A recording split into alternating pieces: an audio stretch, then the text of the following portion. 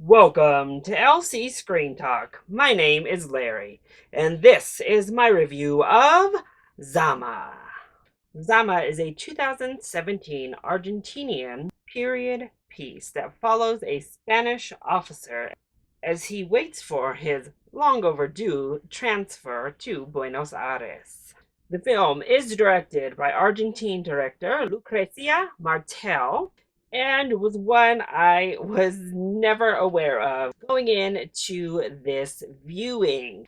As I was researching Latino, Hispanic, LatinX, our brown communities films, I wanted to stretch outside of the box. Mexico is the most prominent producer of film when it comes to the Latina communities.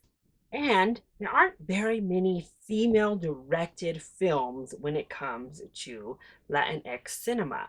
So when I saw Zama, it sounded like such an interesting concept, a period piece at that, which was so different than most everything I had seen from the community. Add to that an Argentine female director, and I knew this was one I had to check out. This film centers around three languages, Guarani, Spanish, and Portuguese, and heavily deals with colonialism. Another topic that is very interesting to me, particularly when we get to see that subject matter tackled by an outside perspective other than the United States and white men of the United States. And I have to say, Zama is not going to be for everyone, but it is a very well crafted film. So let's go ahead and talk about the positives.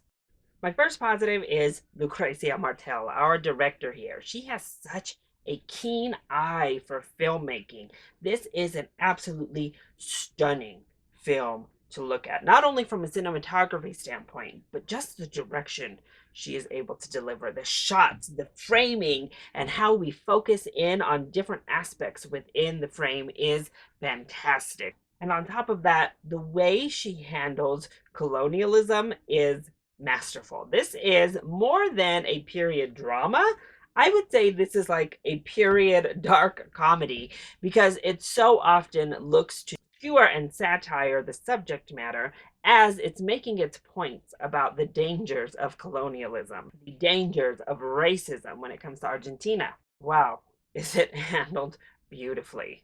I also love that we kept these separate languages, the native language, Portuguese spoken, the Spaniards speaking the Spanish, it all blended together for this beautiful cultural melting pot that was authentic and stunning to see brought to life as it was. Not only that, our acting cast was also fantastic. Really game for some crazy scenarios, delivering on the horror that comes through the straight-faced dark comedy that they're asked to deliver. All of it just works very well. And there are a lot of moments that made me chuckle. There's nothing that was laugh out loud, but we're in such a strange otherworldly scenario with these very strange people. Entertaining. You're just along for this wild ride.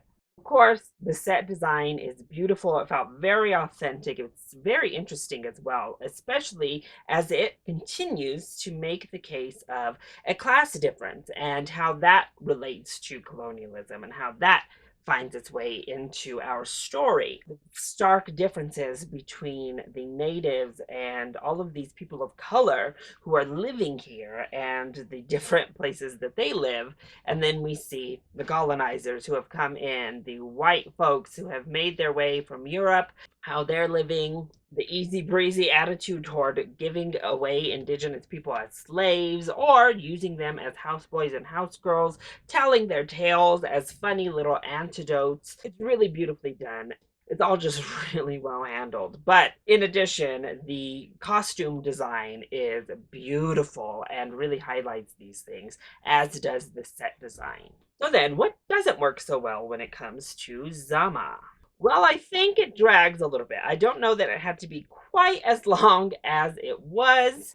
particularly as we are trying to gain our footing and really understand what's happening, it tends to run a little bit long. And it is hard to kind of grapple with what the tone is, especially early on. You're going in expecting more of a period piece drama, and pretty quickly you realize that it's more comedic in overall value, but the tone takes a little bit to really find its footing. In addition, it is out there in so many different ways that I know this is not a film for everyone.